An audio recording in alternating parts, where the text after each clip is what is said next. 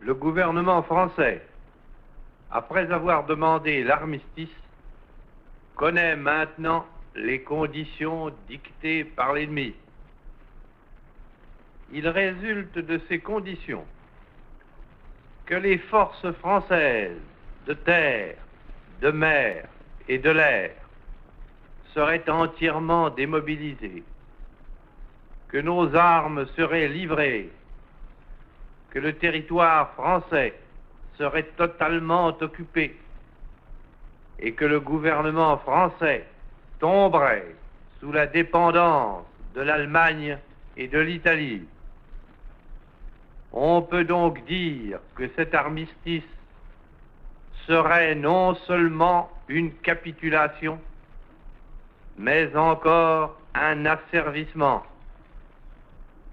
Or, beaucoup de Français n'acceptent pas la capitulation ni la servitude pour des raisons qui s'appellent l'honneur, le bon sens, l'intérêt supérieur de la patrie. Je dis l'honneur, car la France s'est engagée à ne déposer les armes que d'accord avec ses alliés. Tant que ses alliés continuent la guerre, son gouvernement n'a pas le droit de se rendre à l'ennemi. Le gouvernement polonais, le gouvernement norvégien, le gouvernement hollandais, le gouvernement belge, le gouvernement luxembourgeois, quoique chassés de leur territoire, ont compris ainsi leur devoir. Je dis le bon sens, car il est absurde de considérer la lutte comme perdue.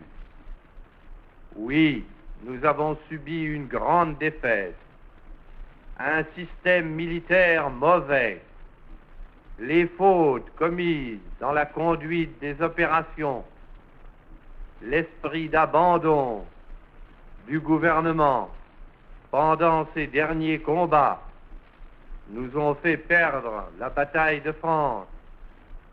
Mais il nous reste un vaste empire, une flotte intacte, beaucoup d'or. Il nous reste des alliés dont les ressources sont immenses et qui dominent les mers.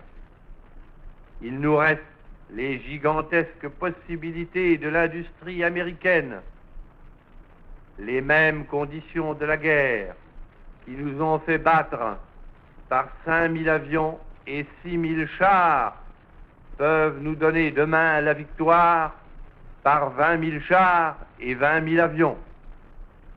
Je dis l'intérêt supérieur de la patrie, car cette guerre n'est pas une guerre franco-allemande qu'une bataille puisse décider. Cette guerre est une guerre mondiale.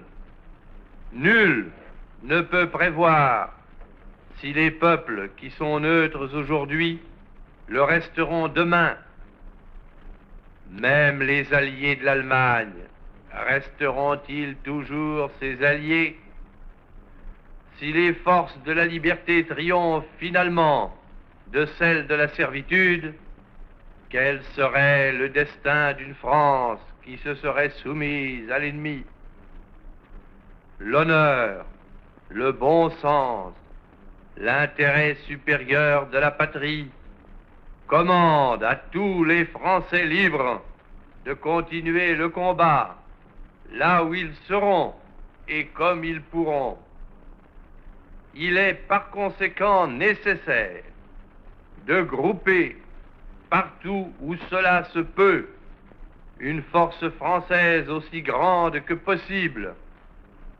Tout ce qui peut être réuni en fait d'éléments militaires français et de capacités françaises de production d'armement doit être organisé partout où il y en a.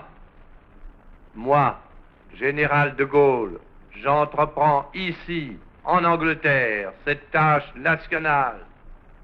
J'invite tous les militaires français des armées de terre, de mer et de l'air J'invite les ingénieurs et les ouvriers français spécialistes de l'armement qui se trouvent en territoire britannique ou qui pourraient y parvenir à se réunir à moi.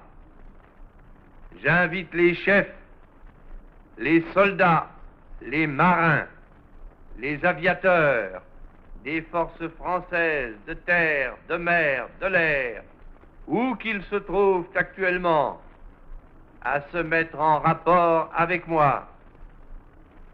J'invite tous les Français qui veulent rester libres à m'écouter et à me suivre.